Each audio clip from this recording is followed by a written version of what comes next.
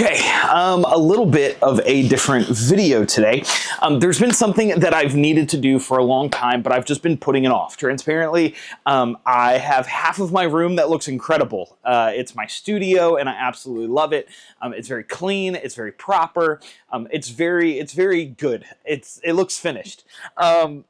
And then we have the part of my studio that is very unfinished, the part that you don't often see on camera, the part where I run my 3D printing business and all of the things that I need for 3D printing, and I'm tired of it being so messy. So I told myself that I would set aside some time to do it, and then I just never really did it. I played video games instead. So today I told myself I was going to rearrange and organize and clean this section of my room. We're going to chat through some of the ideas that I have. Maybe they'll give you some ideas for how to set up your 3D printing space. And honestly, this video is really just an excuse for me to do the thing that I've needed to do for a really long time. So we're going to start, and I'm really excited to kind of show you guys the different phases of our cleaning system. So let's walk through it. We can kind of chat about what I'm thinking for each space. This is space number one right here. This is my Whatnot space. I have not streamed on Whatnot in a really long time. It's been probably well over 8 months, and this has just kind of been sitting here. This is where I displayed all of my stuff to sell on Whatnot, and I loved selling on Whatnot. I just haven't been able to find the time to do it, and this has been kind of an eyesore in my space. And so we are going to take this down, I think, today, and maybe we'll repurpose this space for something else, but it will just be nice to have the visual space in my room again. And I know some of you guys are asking, is this an actual signed Funko Pop by Tom Brady? No, it's not. I bought it. It was $20, and it's definitely fake. All right, so let's tear this down first and kind of get a feel for what we're looking at. I've been teasing a video over the past couple months or so. One of these is a HueForge, and one of them is something else that's not chroma canvas. That video is coming soon. I know I've teased it for a while now. I'm excited to kind of show you guys some of the other options that are out there. I know I talk about HueForge a lot because HueForge is awesome, but there are other cool 3D printing technologies out there. This wall has a lot of holes in it, and we might need to deal with that at some point soon. I totally forgot that I had displayed Funko Pops all across this wall for a really long time before I built this display stand. Okay, and just like that, our space looks so much better already. I do have this kind of shelving unit down here. I really like it. I just keep some of my manga and other Funko Pops kind of there. And so I'm not going to touch that quite yet. And this is where the studio obviously starts. So the next big section that I really need to take care of is over here. So we're going to start by putting all of my filament away. I'm going to put it in my closet where it goes. And then I think we're going to pull everything out and rearrange. I want this kind of shelf over here in this corner. And then I think I want this filament rack over here, kind of right here. I think that will create a more cohesive space, and my Google Fiber wires won't be kind of stringing across the doorway to my closet. So let's get that. Okay, so I just kind of need to clean everything out. My backpack, lttstore.com, not a sponsor. And then we are going to really just kind of throw away all of the stuff that I don't need. I keep all of my filament kind of back here in my closet. I saw a lot of comments on my most recent video saying that I have a lot of filament. It's always really interesting to me to see what looks like a lot of filament. If you're doing this as a hobby, this is certainly a lot of filament, definitely. If you're doing this as a job, I am severely low on filament right now. So it's all perspective. One of the really cool things is that I have not paid for filament in over, it's got to be over a year now, about a year. Haven't paid for filament. If you want a video on how I pulled that off, let me know. I'd be more than happy to kind of chat about it. Okay, filament is put up. That's kind of the easy part. The next step is all of this wiring. I have a lot of wiring over here. This is kind of where I charge all my devices. It's a great setup. Sorry, my head was chopped off. I don't do this very often. It's a great setup, and I think we can keep it. We just need to kind of shift it over to the right. And so I'm going to pull everything off the top, wipe it down, make sure it's clean, and then we can kind of start transitioning this over here. Now we need to move this filament rack over. Now we're going to have a bit of a hard time here. I am risking it for the biscuit.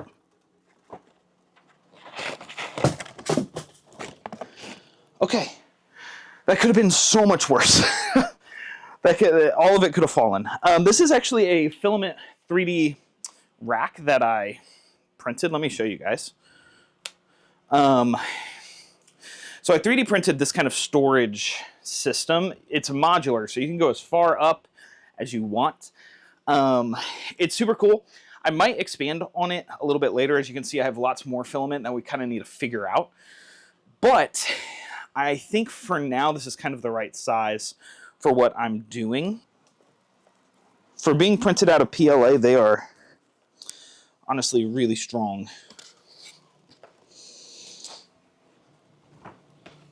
I would prefer it to have a bit more function than what it currently does. It's just an excuse to make another YouTube video. Okay, my door opens. That's huge. It does jut out. Not the biggest fan of it quite yet. But we're going to keep it here for now. I guess the other option would be to kind of move it back next to the filament. But I really like my filament idea of doing two of those back to back. So I don't think I'm going to do that. We're going to test it here for probably run it for like a week, maybe a month to see how I like it. And if I hate it, we can change it back. Super simple.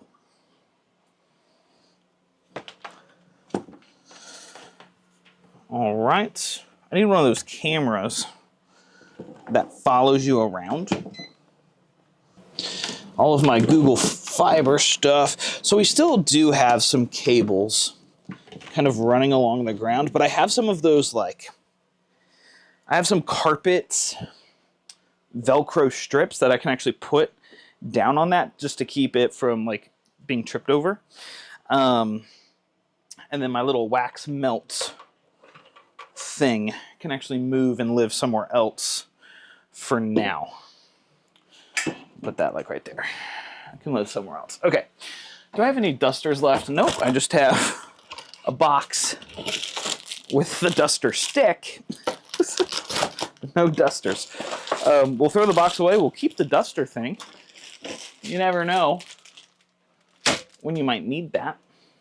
Also, y'all, I promise every video is not like this. So you should just subscribe, even if you hate this video. I have 2 Apple Pencils for some reason. Typically, my label printer is not up here. So I'm not sure what I'm going to do with that. I'm going to put my Steam Deck back in its case just for now. I was traveling over the holidays. Plus, we just had a pretty big winter storm. And in case the power went out, something like a Steam Deck will give me 30 minutes of game time. The battery stinks. I'm going to throw those panels away. That's good. We have our filament set up here. Now I think we should kind of dig through the closet just a little bit to see what can be at least thrown away. I think for organizing, that's probably something for future Victor. If y'all remember where I printed every fidget, and we printed a huge fidget, that's what this is. I still don't know what to do with it. It took 3 days to print. I printed it on a Creality K2 Plus, I think. That sounds right. Camera bag, a bunch of stuff. Okay. Xbox controllers. Do I even have an Xbox? It's a project that I started. Lots of cool stuff in this box that I actually need to go through at some point. I started this air hockey project. Unfortunately, when I bought the kit's incomplete, so I have a half-finished YouTube video on my channel of me putting together this air hockey table, and I didn't even have all the equipment, and life started moving really fast that I just didn't have time to finish it. If that's a video that y'all want to see me finish, where I build a miniature air hockey table, let me know in the comments. I would be open to finishing it. Just haven't had the time set aside to be able to do it. I had a Peter McKinnon backpack. If you're familiar with like YouTube photography, then you definitely, honestly just photography in general, you definitely know Peter McKinnon. And his backpack was actually really good. I really enjoyed that backpack. I think like a lot of times YouTube products in specific can be kind of overhyped or a little too expensive, but there have been two YouTubers that I've genuinely really liked all of their stuff. That was Peter McKinnon. I feel like his product is just really high quality. And then the other one, as controversial as it may be, I don't think it's controversial. They've just had some drama recently, is Linus Tech Tips. I love their backpack. Awesome. Okay, so this kind of section I think like looks pretty good. The next big space is my desk. One of the big things about me is that if something's not easily accessible, if I can't easily just start the project, I'm probably not going to do it. And so a lot of times you see me filming at my desk because my desk is the cleanest part of my room. It's dust-free. I keep, like, everything on my desk is very purposeful. This desk where I film is oftentimes just kind of a place that I'll quickly put clutter, and I will choose to not film here because it's just so cluttered. And you can even see now, like, it's just full of stuff that I don't really need. And so I am going to try to find at least a designated spot. Look, I can't even light this candle because what a great day. Let me turn up the fire. Nah. I need a different lighter. Anyways, that's what you get in these raw videos. It's me failing to light a candle. I'm a Purell fiend. I probably go through one of these bottles like a month. My hands are always dry, and that's the way we like it. Okay, so let's go ahead, and I'm going to start. See, a lot of this stuff, it's kind of in the middle, and you guys probably empathize. Man, it's dark. You guys probably empathize with me a little bit because, is that better? Because I have stuff that I know I need, but I don't need it right now. You know? And so that's the eternal dilemma. That's the deck that I've been dealt, the hand that I've been dealt. This Tom Brady Funko Pop probably should be thrown away. No, I'm not going to give away a fake Funko Pop. That is unethical. Shouldn't have bought it. This dragon, this I can give to a kid at a market. I don't really care about it. This is a model, I believe, from an artist named Cinderwing. She honestly has some really cool stuff. I'm not a huge fan of like the flexible kind of toy 3D printing stuff. I'm definitely more of a HueForge, kind of guy. But I do think Cinderwing's content and projects generally are really good. It's definitely better than some of the like really just like AI generated slop that is out there, model wise at least. Okay, lots of HueForges. I'll probably just take these downstairs. A lot of the stuff that I print or keep on display, I'll bring to markets after a certain amount of time, and we'll just toss it into, like, if you buy 3 bookmarks, you get this one free kind of bin. And so I will probably do something like that. This guy made me like such a nice little, it's a mug coaster. I gave him some HueForges, and he does rugs, and he gave me this. This was really cool. I don't like adore Pokemon. I know, I'm sorry, but I do like Pokemon, and so the fact that he was so generous to give me one of those rugs was super, super nice. Very kind dude. Okay, rags. I think these are trashable. They're very dirty. If you know anything about OLED monitors, you know that you need to not use any chemicals on them ever. And that is why I keep microfiber towels around. It's to clean my OLED monitor with just a little bit of water. And then, obviously, if you 3D print, which if you're watching me, at least you should 3D print, then you know you need microfibers to clean off your Z-axis and your rods and all that fun stuff. Okay, we are making progress, friends. Linus Tech Tips screwdriver. I don't use screwdrivers a ton. I use the other ones for obviously my 3D printers. That the bits for those are just too big. But yesterday I did have to use it, and it was a very pleasant experience. So good job, Linus. Honestly, no. Good job, the team of people that developed it. You probably didn't do much of that work. When it's so inconsequential, and that's probably part of the problem, right? Like this cable to USB-C cable, you probably have a million of those just lying around, you know? Like, if it was thrown away or gotten rid of, will I really miss it? I don't know. Probably not. But is it good to throw away unused USB-C cables? No, it's not. So it's just one of those dilemmas. I don't know. Maybe you guys are like, I've never had that problem before in my life. Shut up, Victor. In which case, you're right. I probably should. All right. I am keeping the allergy relief. I'm keeping my R2-D2 Funko Pop. And I'm going to wipe down my desk now. One of the things that I absolutely hate is the non-AMS compatible 3D prints. For example, something like this Rengoku, which is incredible, by the way. This file is like 40 build plates, which, if you don't have an AMS system, I totally understand. Like, it makes sense for you to have to print on 40 different build plates, and these types of files should be accessible to people without AMS units.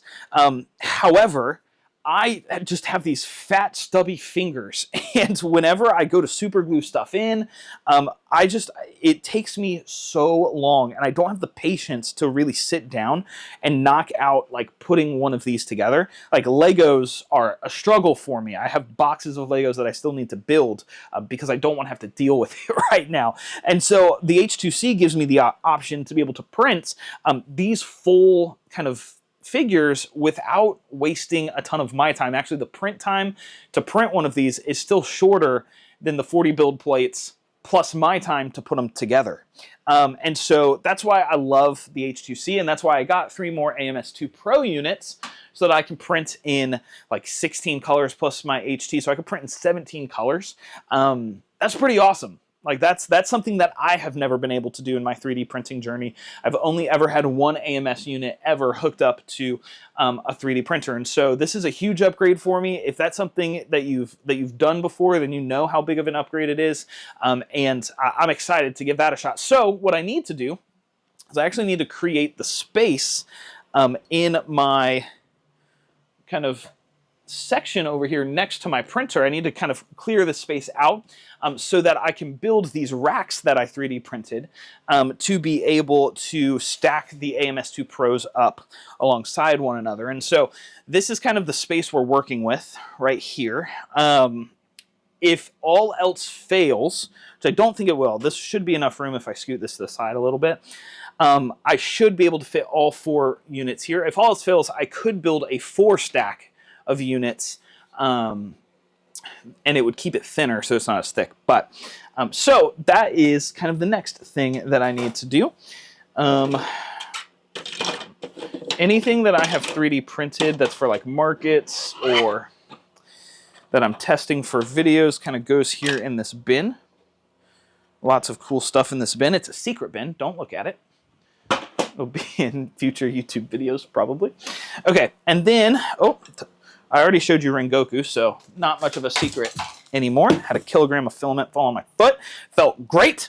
So now let's work on cleaning this up a little bit. This is my drill bit kind of thingamabobber. Really just need to clear this out. Put that there.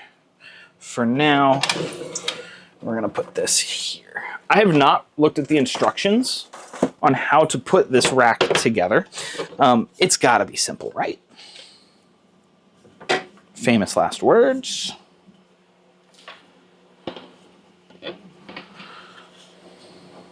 It's gotta be simple. Okay, so it's gotta sit something like this, right?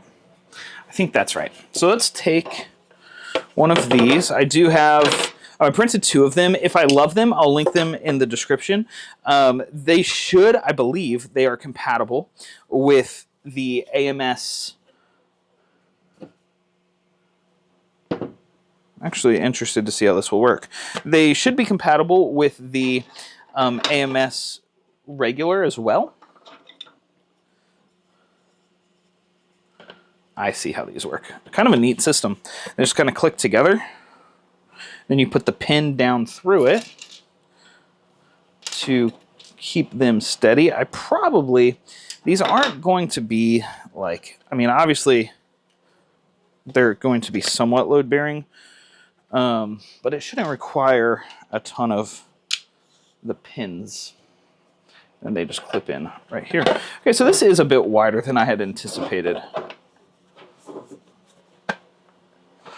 You know, like stuff like taking measurements, nah. I like to learn my lesson on the job. Okay. Okay. See, this is what I love to do. I love to problem solve, and we have met a problem. I'm going to continue building this, because I do think I can always fit one on top of the machine. And there is like this, there's this system that exists. I probably shouldn't have clicked that into place quite yet. Another lesson that I'm probably about to learn. Can't wait for that one. Break? Probably. But I can print this mechanism that fits on top of the printer that lets me fit 2 AMS units. So maybe I could do that with 2 on the side. I can figure that out as time kind of allows. So the problem with me having clicked in the other ones, now that it will bend, we're fine.